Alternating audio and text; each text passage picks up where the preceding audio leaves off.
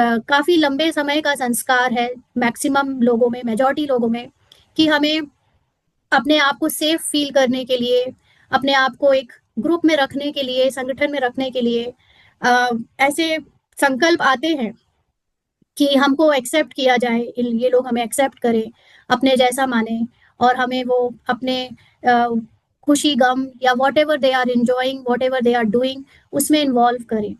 तो जनरली ये जो ईगो की लेयर है माइंड में, वो लोगों के बीच में ही सेफ्टी ढूंढता है कि मुझे लोगों के बीच में जब होती हूँ तो सेफ हूँ। मैं अगर अलग थलग हो गई, मैं अकेली रह गई तो क्या होगा मेरा, मैं अकेला रह गया तो क्या होगा मेरा। जैसे ऑफिस में ही कई बार आपके साथ के कलीग्स होते हैं, है ना, या समाज में कुछ लोग होते हैं कि उनका अपना बड़ा संगठन है, ग्रुप है, और वो लोग एक सोच, एक लाइफ स्टाइल, एक ही तरीके से जीते हैं। बट अगर हम थोड़े अलग थलग पड़ जाते हैं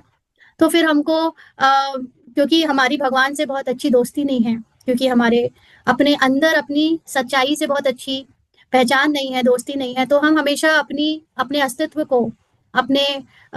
होने को दूसरों की नजरों में देखना चाहते हैं कि I exist because I see myself in your eyes. मैं तुम्हारी आंखों में अपने आप को देखना चाहता हूँ, मैं दूसरों के बातों में अपनी बातें, अपने बारे में चर्चा सुनना चाहता हूँ, मैं दूसरों के थॉट्स में रहना चाहता हूँ। मतलब ये ऐसे डायरेक्टली नहीं होता, लेकिन कहीं ना कहीं इस माइंड को एक ईगो रहता है कि वो बाहर किसी और में अपना अस्तित्व ढूंढे, किसी और की संकल्पों में, बातों में, या उनके जो भी संगठन है उसमें। तो ये इमोशनल सेफ्टी की जरूरत जो माइंड को पड़ती है, उसके लिए ही ये चाहता है कि कोई मुझे समझे, हर कोई मुझे माने, या हर कोई मुझे स्वीकार करे। अब इससे और भी क्यों ये चीजें आती हैं, क्योंकि हम अपने इनर वर्ल्ड को भी एक वैलिडेट करना चाहते हैं। जब कोई समझ लेता है, हमें क्या लगता है कि जब कोई समझ लेता है, कोई मान लेता है, तो हमें लगता है कि हाँ, मेरी फीलिंग सही है, मैंने सही किया, मैं अकेला नहीं हूँ ना, या मुझे देखा गया है, तो what ever I have done, what ever I am doing, मैं जो हूँ वो सबने मान लिया है, वैलिडेट हो गया है। तो मुझे इस चीज का एक रहता है कि जो लोग मुझे देख रहे हैं, जान रहे हैं, मान रहे हैं, तो मतलब मैं ठीक हूँ। तो ये एक वैलिडेशन के लिए भी हम जनरली दूसरों की आंखों में देखते हैं। एक छोटा सा बच्चा नहीं होता है, शैतानी करने के बाद अपनी माँ की आंखों में देखता है कि माँ ने स्वीकार कर लिया, एक्सेप्ट कर लिया, तो मतलब सबने कर लिया। तो वो एक अंदर अपने सेल्फ कॉन्फिडेंस की कमी के कारण कह लो, अपने सोर्स से, जो हमारा ट्रुथ है, भगवान है, परमात्मा है, उससे दूरी होने के कारण हम मनुष्यों के बीच में अपनी वैलिडिटी ढूंढते हैं कि हम ठीक हो रहे हैं, हमको सब माने, कहें कि हाँ तुम सही करती हो। और ऐसा करने के बाद हम थोड़ा रिलैक्स्ड हो जाते हैं, रिलीव्ड हो जाते हैं, हमारा दिल थोड़ा हल्का हो जाता है कि चलो इन लोगों ने मान लिया। इसलिए कई बार हमसे रोल में कुछ हो भी जाता है, तो हम फिर तुरंत दूसरों को बताकर या एक उनसे ये सुनना चाहते हैं कि हाँ तुमने ठीक किया, तो हाँ को ऐसा तो होता ही है ना। तो हमेशा हम लोग एक दूसरे को फोन लगाएंगे या एक दूसरे से बताएंगे, उसकी सफाई देंगे, और जब वो कह देगा सामने वाला कि हाँ ठीक है, तो वी आर नाउ रिलीव्ड। तो ये जो लोग हमें समझें या लोग हमें एक्सेप्ट करें, ये सारी चीजें जो है वो क्या है, ये है लोअर फ्रीक्वेंसी का एक संस्कार, जिसका आधार है डर, फियर। तो ये जो लोअर फ्रीक्वेंसी का संस्कार है, जिसमें ये संस्कार इसलिए इमर्ज होता है क्योंकि हमें रिजेक्शन से डर लगता है। संगठन वाले, समाज वाले, परिवार वाले, या ये जो लोग हैं ह्यूमन फॉर्म में या कोई भी फॉर्म में, वो मुझे रिजेक्ट ना कर दे। तो उस डर से जो है मैं ये ऐसा करने की कोशिश करता हूँ कि मुझे सब लोग स्वीकार करें, मैं ऐसा रहूं। या जज करने के डर से, लोग मुझे जज करेंगे, तो हम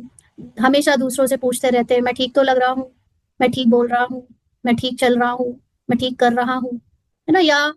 डर किस चीज का, मिसअंडरस्टूड का, मुझे कोई गलत ना समझ ले। या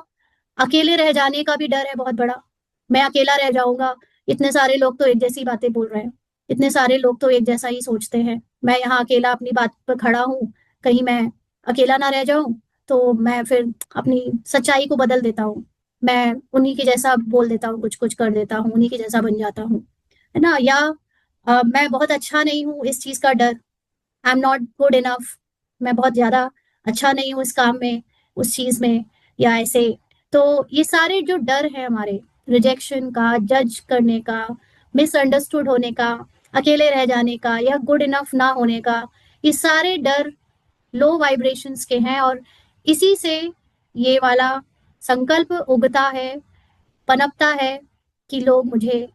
समझें, लोग मुझे एक्सेप्ट करें। तो जब हम ऐसी चीजों को मानते हैं या हम इन चीजों के आदती होते हैं, संस्कार ये हमारे अंदर होते हैं, तो इसकी पहचान क्या होगी कि आपका जो माइंड है वो बहुत हैवी फील करेगा, हर समय किसी ना किसी डर में, हर समय अपनी किसी ना किसी बात के संकल्पों में उलझा रहेगा। उसका दिल बहुत टाइट होगा, दिल में विशालता नहीं होगी, बहुत संकीर्णता होगी, छोटी सोच होगी, है ना। और उनका ईगो बहुत एक्टिव होगा, जैसे आज भी बाबा ने कहा, क्या तो था सुबह की मुरली में, मुझे एकदम याद नहीं आ रहा, अभी अभी आया था, भूल गई। तो ईगो मतलब आपकी अंदर किसी बात की हामी भरना हो ही जाए, ऐसा एक लेयर, एक पुराना बिलीफ सिस्टम जो आपको कहेगा कि नहीं यही सही है, ऐसे ही तो होता है, वो एक्टिव है। और हमारा एक अप्रूवल सीकिंग बिहेवियर हो जाता है, यानी हर समय हर किसी से या किसी ना किसी से हम अप्रूवल मांगते रहते हैं। मैं ठीक कर रहा हूँ, मैं ठीक लग रहा हूँ, मैं ठीक सोच रहा हूँ, है ना। तो ये जो एक इमोशनल डिपेंडेंसी है, हाँ, रंज नाराज हो जाते हैं, राइट ना। आज मॉर्निंग की क्लास में हमने भगवान से जो स्टडी पढ़ी थी, उसमें उन्होंने बताया कि हर वक्त नाराज रहते हैं, किसी ना किसी बात पे नाराज हो जाते हैं। तो नाराज होने का मतलब ये नहीं है कि आप किसी से लड़ाई करके मुंह मुंह से लड़ रहे हो, बहस कर रहे हो, बट नाराज मत होने का मतलब है अंदर एक भारीपन रहना, अंदर दिल संकीर्ण हो जाना, किसी के लिए कुछ ऐसा पाल लेना कि वो ऐसे है वैसे है, और अपने आप को थोड़ा सा यू नो ऐसे वो कर लेना कि एक छोटी छोटी बातों को अपने अंदर बैठा लेना। वो उस वक्त आपने कुछ बोला नहीं, उस पर लड़ाई नहीं करी, आपने कोई विरोध या रिएक्ट नहीं किया, लेकिन उनकी इस बात को अंदर एक जगह दे दी, माइंड कर लिया, बैठा लिया। तो ये सारी चीजें जो है ये ईगो की लेयर्स को पक्का करती हैं, और ये एक लोअर फ्रीक्वेंसी के इमोशंस हैं जो कि आपकी इमोशनल डिपेंडेंसी किसी और पर डाल देती है। तो जब भी हमारी डिपेंडेंसी जब दूसरों पर होती है कि दूसरे मुझे स्वीकार करे, दूसरे मुझे एक्सेप्ट करे, दूसरे से पूछ पूछ कर सब हो, तो क्या होता है कि हमारी फ्रीक्वेंसी, हमने जैसी पहले समझा कि लोअर फ्रीक्वेंसी है, और इसमें फिर सफरिंग बढ़ जाती है, इसमें दर्द बढ़ जाता है, क्योंकि अब आपको मिसअंडरस्टूड होने का जो डर है, उसमें अक्सर आपको अपनी सफाई देना या कुछ भी अपने आप को बचाना, ये सब चीजों में जब हम लग जाते हैं, तो ये डिपेंडेंसी से आपको दर्द होगा, मतलब आपको लगेगा हर समय कि हम गलत समझे जाते हैं, या हमारा इंटेंशन जो है वो लोग हमेशा ट्विस्ट करके या उसको चेंज करके दूसरों को बताते हैं, हमारे इंटेंशन को ट्विस्ट कर दिया जाता है ना, हमें जज किया जाता है, और समझा जा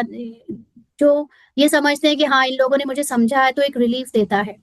तो जब भी हमारा पीस, हमारी शांति दूसरों के परसेप्शन पे डिपेंड करती है कि दूसरे क्या सोचते हैं, तो हमारी जो वाइब्रेशन है वो नीचे गिर जाती है, वो फॉल हो जाती है। तो उस समय हमारे जैसे छोटे बच्चे नहीं होते हैं, माँ गुस्सा हो जाए तो बच्चे क्या कहते हैं, प्लीज मुझे देखो ना, है ना, मैंने ये इसलिए किया था, मेरी गलती नहीं थी। तो हम भी ऐसे ही एक बच्चों की तरह अंदर ही अंदर संकीर्ण होकर बच्चा बनकर, फिर जो जिनके सामने हम ये सोचते हैं कि हमें समझे, तो हम उनके लिए उनसे बात में या अब अंदर ही अंदर कहते रहते हैं, प्लीज सी मी, देखो ना मुझे और मुझे समझो ना। तो यही एक आदत हमारी बचपन से बड़े तक होते होते होते होते इतना कड़ा संस्कार बन जाती है कि हमें हर वक्त अब दूसरों की दृष्टि, दूसरों की नजर